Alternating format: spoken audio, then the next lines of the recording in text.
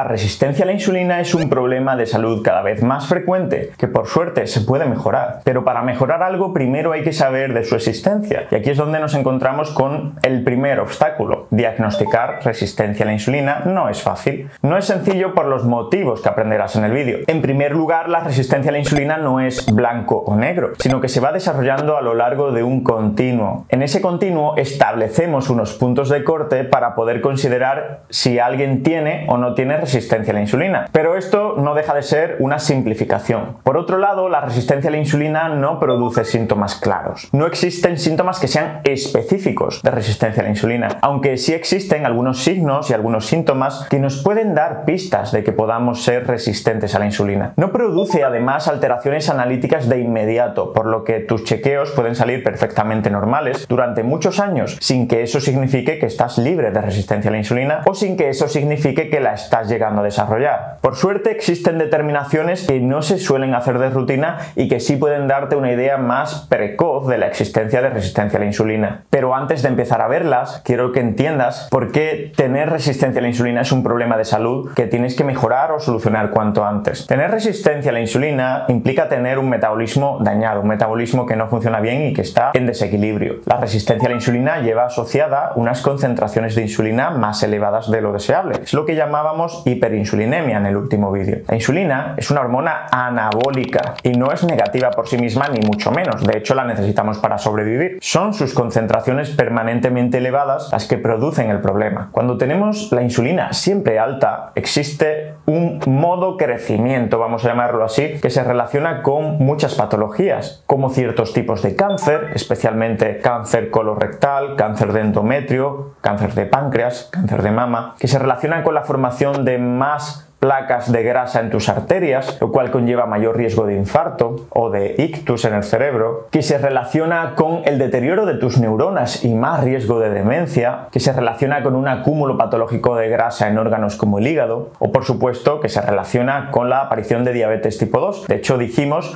que 2 de cada 3 personas con resistencia a la insulina, con prediabetes, llegará a tener diabetes en algún momento de su vida. Y la diabetes tipo 2, también la tipo 1, por supuestísimo, es una patología que empeora enormemente la calidad de vida de quien la sufre. Pero no nos olvidemos que existe cierto grado de resistencia a la insulina también en condiciones fisiológicas, como el embarazo o incluso cuando hacemos dieta cetogénica durante mucho tiempo. Una situación que debemos claramente diferenciar de la resistencia a la insulina patológica. Y ahora pasemos a lo importante. ¿Cómo puedo saber si tengo resistencia a la insulina o no la tengo? Pues vamos a diferenciar, chicos, entre hallazgos analíticos, lo que puedes ver en un test de sangre, y hallazgos clínicos, lo que puede ver tu médico en su consulta, es decir, signos y síntomas de resistencia a la insulina. En cuanto a tu analítica, lo primero que debes conocer es algo que seguro que te suena y que es la hemoglobina glicosilada o hemoglobina A1C. ¿Qué es esto? ¿Qué es la hemoglobina glicosilada? La hemoglobina a secas es la molécula que transporta el oxígeno a todos tus órganos y tejidos. Eso seguro que te suena. Y dirás, bueno, ¿qué tiene que ver esto con la resistencia a la insulina? Pues cuando tenemos unos niveles de glucosa más elevados de lo deseable durante un tiempo suficiente, esta se pega como un chicle a diferentes proteínas que van por la sangre. Y una de ellas es la hemoglobina, de ahí su nombre, hemoglobina glucosilada, hemoglobina con glucosa, pegada. ¿Vale? Lo interesante de esto es que podemos medir qué porcentaje de la hemoglobina está unida a glucosa y qué porcentaje no, qué porcentaje está libre. ¿Y por qué es interesante? Pues porque este porcentaje se relaciona directamente con cuánta glucosa de media has tenido en los últimos meses. ¿Cuántos meses? Pues los meses que vive un glóbulo rojo, que es la célula que porta la hemoglobina que porta el oxígeno. Y un glóbulo rojo o hematíe vive unos 3 meses aproximadamente. Entonces, conclusión, pues que la hemoglobina glicosilada o hemoglobina A1C te da una idea muy aproximada de qué niveles de glucosa has tenido en los últimos 3 meses. ¿Y qué valores son los correctos? Pues bien, aquí tenemos que entender que menos de 5,7%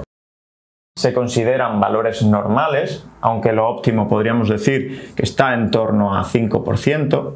De 5,7 a 6,4% es el rango que precisamente consideramos como resistencia a la insulina o prediabetes o intolerancia a los carbohidratos, y por encima de 6,5% es el rango que consideramos ya de diabetes, rango de diabetes. Pero la hemoglobina A1C no está sola y también tenemos otras pruebas a las que también tenemos que prestar atención. Por ejemplo, para diagnosticar la diabetes, además de la hemoglobina glicosilada, utilizamos un test que se llama test de tolerancia oral a la glucosa. ¿Cómo funciona esto? Pues consiste en dar una cantidad estandarizada de glucosa en solución, que está bastante mala la verdad, y que posteriormente a esa ingesta el paciente se lo toma y analizamos cómo se metaboliza esa glucosa haciendo una analítica. Si a las 2 horas de haber tomado 75 gramos de glucosa tu glucemia está entre 140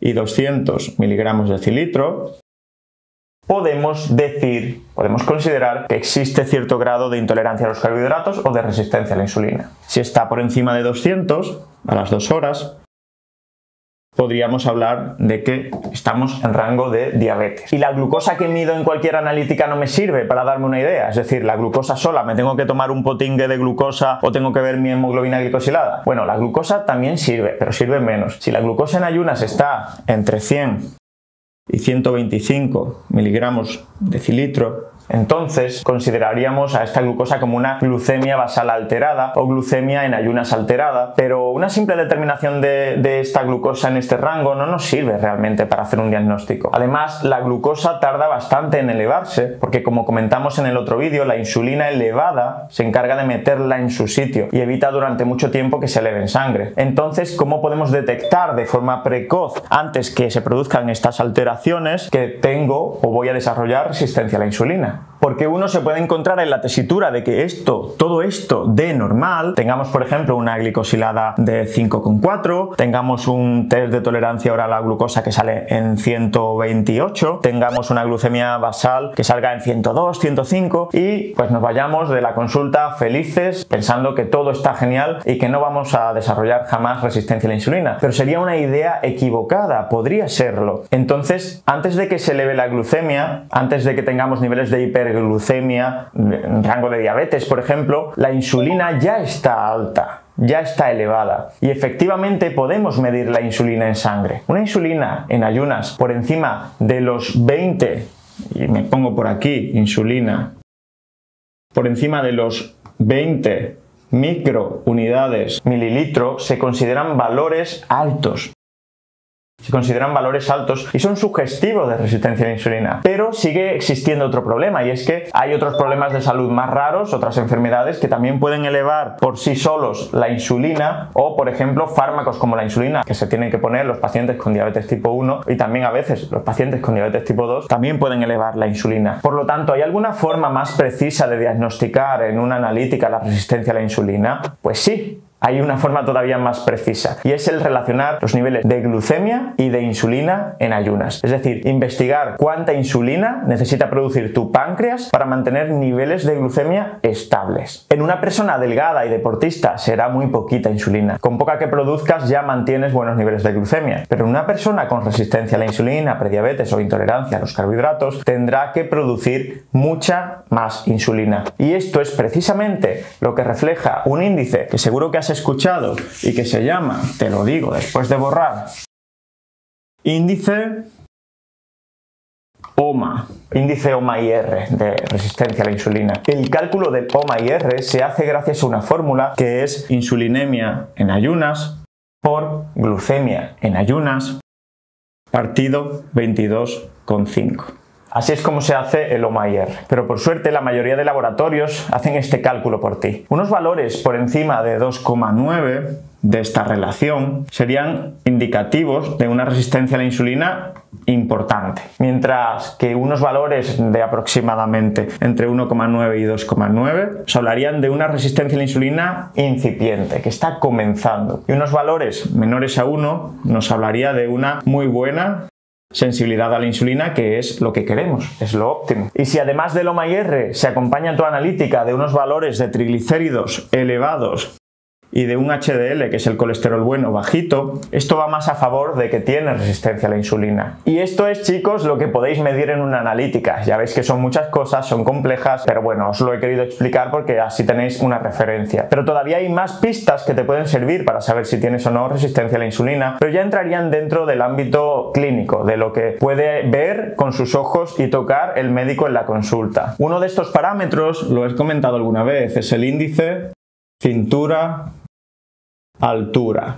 El índice cintura-altura es un parámetro muy fácil de medir y muy certero, ya que la obesidad abdominal y un perímetro de cintura grande se relaciona directamente con la resistencia a la insulina. Si la relación entre tu perímetro abdominal en centímetros y tu altura en centímetros también es mayor a 0,5, entonces tienes un índice de cintura-altura elevado y tienes mayor riesgo de resistencia a la insulina y de enfermedad cardiovascular. Por lo tanto, si tienes una barriga prominente, incluso si el resto de tu cuerpo es delgado, estás en riesgo de tener resistencia a la insulina. Aunque el sobrepeso, ya sabéis que el sobrepeso y la obesidad son los dos factores de riesgo más importantes y más relacionados con la resistencia a la insulina. ¿Y otros signos o síntomas que pueden apuntar a resistencia a la insulina? Cansancio extremo o astenia, que es como se conoce técnicamente, especialmente después de comer y por las grandes cantidades de insulina que tu cuerpo tiene que producir para metabolizar lo que has comido. Son frecuentes las grandes oscilaciones en los niveles de energía, que tienden a ser bajos por lo general. Y esto ocurre porque existe un concepto que se llama inflexibilidad metabólica. Inflexibilidad. Tu cuerpo solo puede metabolizar carbohidratos, pero al tener la insulina permanentemente elevada es muy difícil oxidar grasa, ya que la lipólisis, que es la liberación de ácidos grasos desde los triglicéridos a la sangre para que sean oxidados, se ve frenada por la insulina. La insulina es el freno de la lipólisis. Este es también el motivo por el que estas personas tienen una mala tolerancia al ayuno, ya que no pueden acceder fácilmente a sus depósitos de grasa para proporcionar energía. Y esto hace que cuando empiezan un protocolo de ayuno intermitente lo pasen genial, lo dejen y hacen que dependan de los carbohidratos continuamente. Un círculo vicioso del que es bastante difícil salir, pero se puede salir. Después existe una dificultad para la pérdida de peso. La insulina es una hormona que facilita la lipogénesis, que es lo contrario de la lipólisis.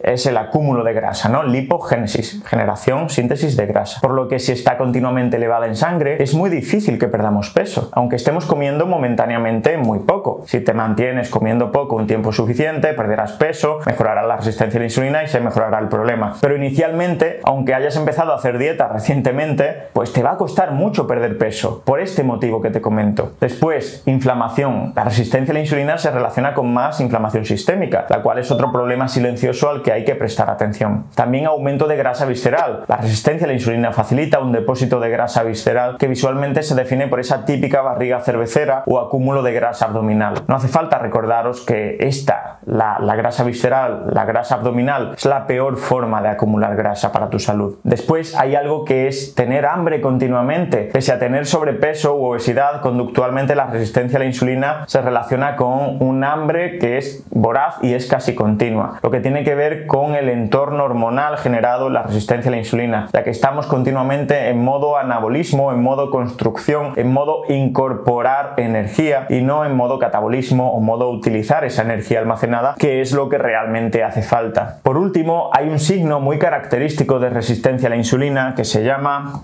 acantosis nigricans, que es la aparición, cuando ya existe una resistencia a la insulina importante, de áreas parcheadas más oscuras que suelen aparecer en la nuca, en las ingles, en las axilas, y también indican, como digo, resistencia a la insulina. Y hasta aquí el vídeo de hoy, chicos. Si queréis una tercera parte hablando de las soluciones a la resistencia a la insulina, déjamelo en los comentarios. Te recuerdo que tienes disponible el nuevo programa de ayuno intermitente. Apúntate en la descripción o en el enlace que te dejo arriba. Un fuerte abrazo, nos vemos muy pronto y a seguir empoderando.